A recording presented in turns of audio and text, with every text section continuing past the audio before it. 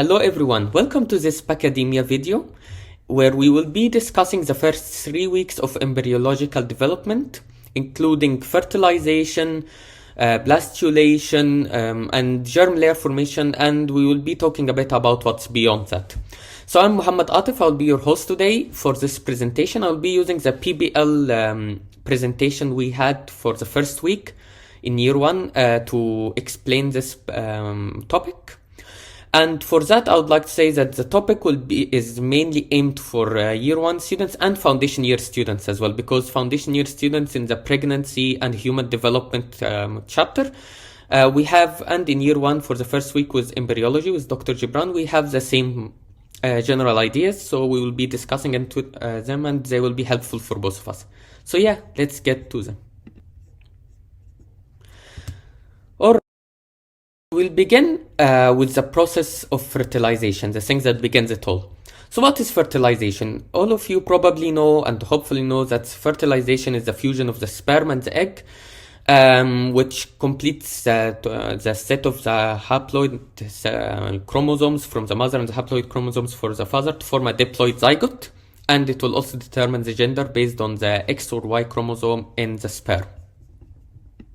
But before the fusion of the sperm and the egg, a few things must happen first, including capacitation. So think of capacitation from the word cap, that's something on the head. So on the sperm's head, there are a couple of proteins, glycoproteins, glycolipids, things that cover the sperm head. And during capacitation, as the sperm flows through the reproductive tract of the female, it will be shed off. Basically, these molecules on the head will be shed off, and that would help in fertilization later on.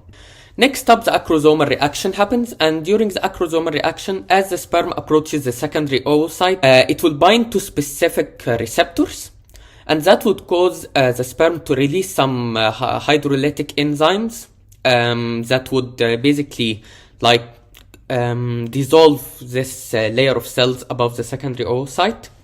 And these hydrolytic enzymes come from the acrosome, which is basically inside the sperm's head. It's like a missile head, basically. It has these enzymes waiting to be released during that time.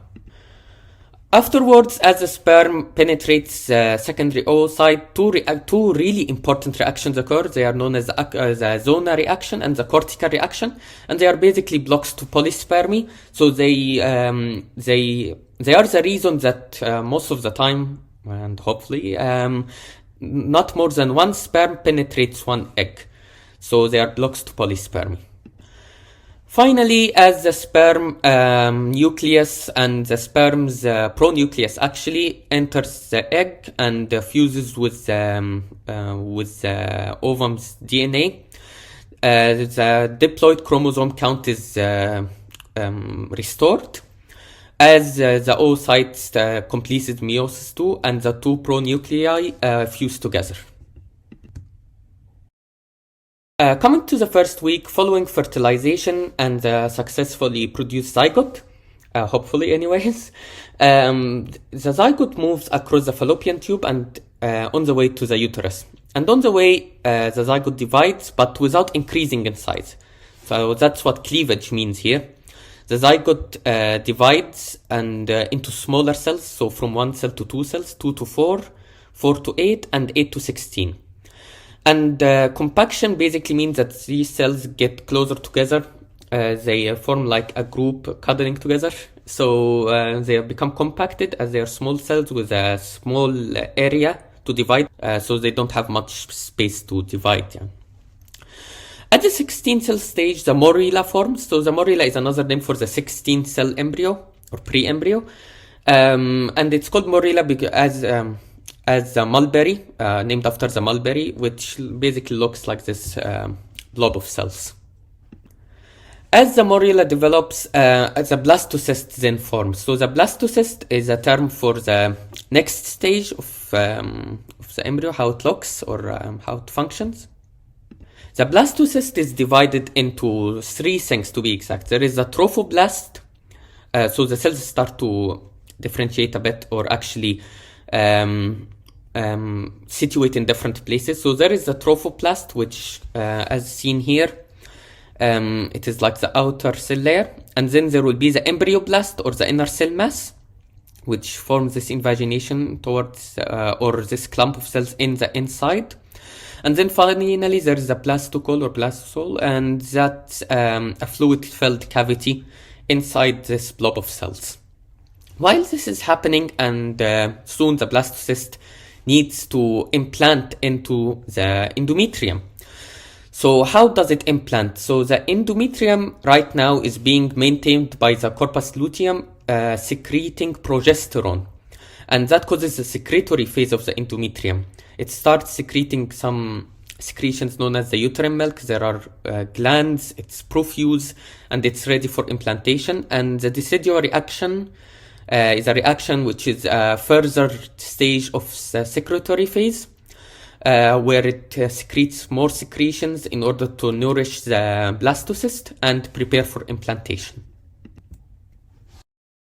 The first week comes the second week of the pregnancy process, in which implantation is undergoing currently. And during that week, it also has the week of twos, because several cell layers divide into two layers. The trophoblast we talked about during the blastocyst stage divides into the syncytiotrophoblast and the cytotrophoblast, which later forms the placenta.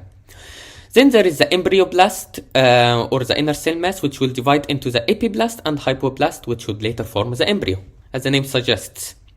And then we have a couple of cavities that form. So earlier in the second week, there is this, if you can see with the laser pointer right here, there is this exocolimic cavity or primitive yolk sac. It's a temporary thing that's there, which will eventually be surrounded by this red cell layer I'm showing with the laser right here. This is known as the extra-embryonic cavities and extra-embryonic splanchnic and somatic mesoderms.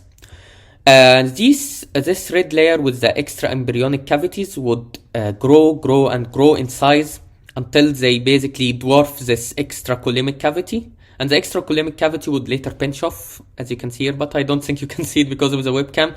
But anyways, you can actually check it, and yeah, the exocolimic cavity will be dwarfed by these cavities, and it will be basically pinched off.